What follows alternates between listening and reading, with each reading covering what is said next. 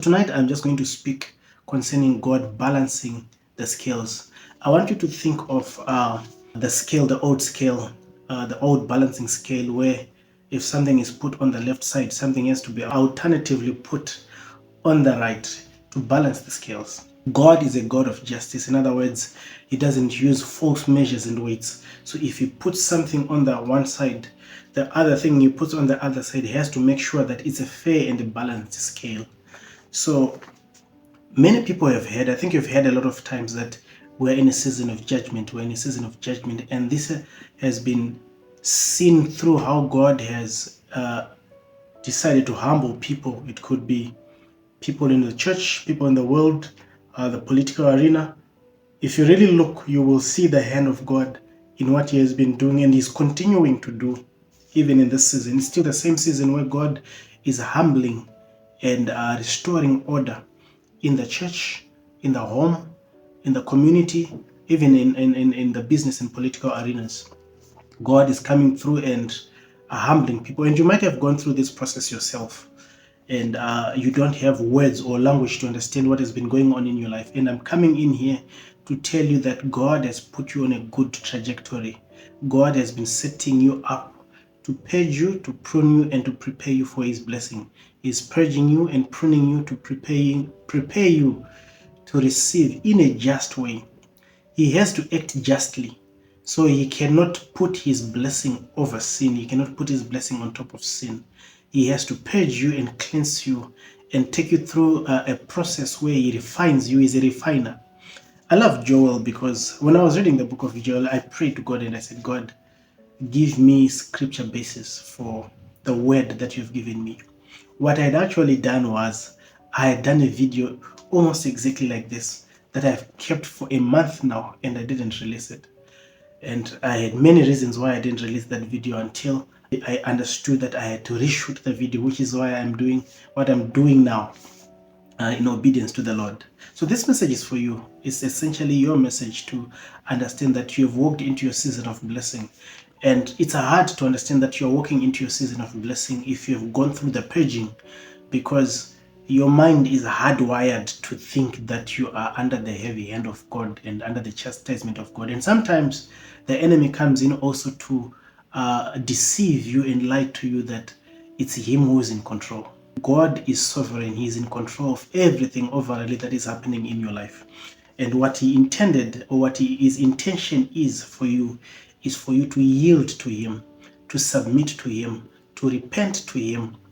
When you do those things, when you put yourself in a position and a posture of heart where you align your thinking, your mind, your heart, your desires, your will, your emotions, you align everything that has got to do with you, with His word, with His will, and you subject yourself in surrender to Him, He will then begin to do the process of restoration and the process of promotion and wealth, giving you wealth and blessing. Actually, He puts His blessing, He bestows His blessing over your life. Let's look at Joel. It's a very small book. I would advise you to go through the book. But the first 2 chapters of the book, you're going to hear oftenly locusts, swarms of locusts. There are, I think, 3 or 4 types of locusts. Let me show you Joel chapter 1, verse 3 and 4. Tell it to your children, and let your children tell it to their children, and their children to the next generation, that the swarm has, what the locust swarm has left, the great locusts have eaten. What the great locusts have left, the young locusts have eaten. What the young locusts have left, other locusts have eaten. So it's locusts on locusts and locusts. And if you know of locusts, you know that they are marauding insects. When they get into a field of corn, of wheat, barley, maize, whatever crop, they will eat it and maraud and raid it and clean that field within minutes. Locusts are known to cause famine because you can have your harvest ready, you can have your crop ready, but when they show up in the picture, they show up usually just the time when the crop is about to get ready, and then they come in and they attack everything and they level the ground. So God speaks of 4 different kinds of locusts, where you are saying to the children of Israel, in this particular case you, I'm going to send hardship upon hardship upon hardship upon hardship. That is going to be so significant that you will be able to tell it to your children and their children to the fourth generation. So the chastising of God will affect 4 generations. The blessing of God is to the fourth generation. So from where you are, you can be the beginning of generations. You can start to live as the first generation. There's always an avenue that God provides for you to be the first generation if you choose to follow after Him, if you choose to obey Him. If you choose to walk in disobedience, you might join a long list, probably being the third or the fourth part of the generation that is suffering the consequences of iniquity. But if you choose to obey Him, you can be the first of the first, and you can be the one that leads the next 3 generations. So you've got 4 generations that are behind you. You have 4 generations that are believing God with you. You have 4 generations that will benefit from your obedience. You have to be intentional in obeying God. 4 generations of your people who will come after you, are going to depend on the yes and the amen that you're going to give to God. This is very important, like I said, because you can also be the first of the bad example. You can be the first of the one to receive a curse that will translate into the sin of iniquity. The sin of iniquity is a sin that is passed from generation to generation. And the sin of iniquity is the reason why God spews people out of a land. When He spoke to the children of Israel, God said to them, do not do the practices of the people of this land, because for that reason, the land spewed them out. So the land is given by God. The land can be anything that you're given. It could be your job, it could be your business, it could be anything that God has blessed you with as a promise. If you don't manage it well and you begin to treat it the way the people of the world treat it, you are activating the sin of iniquity. For you, it's still a rebellion, which is a form of witchcraft, and God deals with it harshly. But once it passes from you, you will realize that it gets into the 2nd generation. Now it's a sin of iniquity, and it's an abomination before the Lord. It's usually the abominations that are mentioned in the Bible that develops into sins of iniquity. You hear about the Amorites. The Bible, the Word of God, God spoke to his friend Abraham, and He said, your children will go into a foreign land and stay there for 400 years because the sin of the Amorites has not yet been fulfilled. So God was waiting for 4 generations under the Amorite rule to undergo the consequences of the sin of iniquity, and then He was going to judge them and kick them out of the land. So the people that God was promising the land to, which is Abraham and his descendants, were waiting for the fulfillment of that word of God, where the sin gets to the 4th generation and they're spewed out. What was their sin? They were sacrificing their children to Molech. They were doing abominable things before the Lord. I say all this to say, when God then speaks to the children of Israel about the coming locusts, these coming different types of locusts, it is the way they began to live their lives, forsaking the Lord, hardening their hearts towards God, and living as if they are like the Canaanites, yet forgetting that they have a mark of God over their lives. So the mark of God is the one that will activate the blessing and make you the first. I always say, I was talking to a friend tonight and I was saying, God always looks for one person to be the first in every family. And the fact that you're here makes you that first. You have to be intentional in obeying God and humble enough to say, God, thank you for choosing me to be the first of my generation. So He goes on to say a lot of things. Let me just jump. Verse 8 says, mourn like a virgin in sackcloth, grieving for the husband of a youth. Grain offerings and drink offerings are cut off from the house of the Lord. The priests are in mourning, those who minister before the Lord. The fields are ruined, the ground is dried up, the grain is destroyed, the wine is dried up, the oil fails. Despair, you farmers, wail, you vine growers, grieve for the wheat and the barley, because the harvest of the field is destroyed.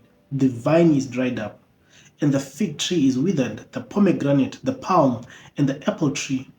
All the trees of the field are dried up. Surely the joy of mankind is withered away. This is a hard, crude scripture. It's a hard message to speak.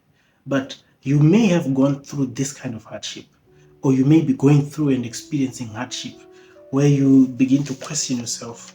Some people will think maybe there's a curse over their lives or they're being bewitched. But I want you to trace back and retrace your steps back and look at the way you have lived your life.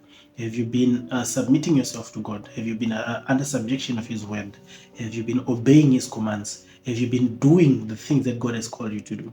But I love God because He's a very merciful God. I will jump to chapter 2. I'm just jumping. I've the whole Bible marked on this part on Joel. The Lord was ministering heavily because this is what is happening when we say God is judging the nations or God is judging people. God, it's a season of judgment. God speaks His word and He tightens the balls on everyone, bringing abasing and bringing to nothing the schemes and the plans of men, and exalting His plan and His purposes and His will. Verse 12 says, "Even now, declares the Lord, return to me with all your heart, with fasting and weeping and mourning. Rend your heart and not your garments. Return to the Lord your God, for He is gracious and compassionate, slow to anger and abounding in love. And He relents from sending calamity. Who knows? He may return and have pity and leave behind a blessing, grain offerings and drink offerings for the Lord your God." I think this is going to be a two-part message because I already feel like I am going on and I could go on and on because the Spirit of the Lord is here. Here in this part of the scripture, I love how God presents Himself as willing to negotiate and strike a bargain with you. Even in your sin, God is willing to come and provide an avenue of escape. He says perhaps He knows deep down He's willing to do it for you. He's willing to relent. He's willing to forgive. He's willing to restore you. So He says, come back to God with weeping and mourning and rend your heart, not your garments. In other words, He says, I want you to fix the posture of your heart. And the best way you can always fix the posture of your heart is to surrender to God. You cannot make yourself humble. Humility comes from obedience. That is why the word of God says obedience is better than sacrifice. So God is calling you to a place where you go to Him and you say, God, whatever is wrong in my life, reveal it to me. When He reveals it to you, you give it back to Him and you say, God, this is what is wrong with my life. I give it to you. It's a burden. Take care of it. He wants you to be able to trust Him with hardship, to trust Him with difficulty. Whatever is not making sense in your life, whatever is not adding up in your life, God wants you to trust Him to reveal it to you and trust Him to take care of it. The Word of God says, cast your burdens unto the Lord. He cares for you. And He does. He does care for you. So I'm going to encourage you tonight just to think deeply and really get into contemplating your life. Look back in the last year, the last 3 years, the last 5 years. What are the things that you've been dealing with? What are the hardships that you've gone through? Is that a sign that there has been a locust, the young locust, the great locust, the swan? The Bible says, what the swarm left, the great locusts have eaten. What the great locusts have eaten, the young locusts have eaten. What the young locusts have left, the other young locusts. There's generations, 4 generations of curses, 4 levels of locusts that were coming. And the hard part, and this pains me, is a drought is when the weather conditions don't allow the crop to grow. A famine, the crops may grow, but something will come and snatch them away. So for a famine, for example, in sub-Saharan Africa, in summer we have we plant crops, and if it rains too much, it will cause a famine. If there is too much wind, it may cause a famine. If there is too much heat, too much of a good thing can even cause a famine. So a famine can be something that is good but in excess. So the grasshoppers are coming. The goodness of God has allowed the crop to grow. The crop is almost ready, but something just comes and eats the harvest before it gets into the barn, before it gets into your hand, before the blessing is complete, before the transaction is signed, before the wedding night, whatever your case may be. There can be a locust that has been chewing and coming after you, or 4 different kinds of locusts that have been chewing and coming after you. But I'm running out of time. I'll be here again with a part 2 of this message. God bless you.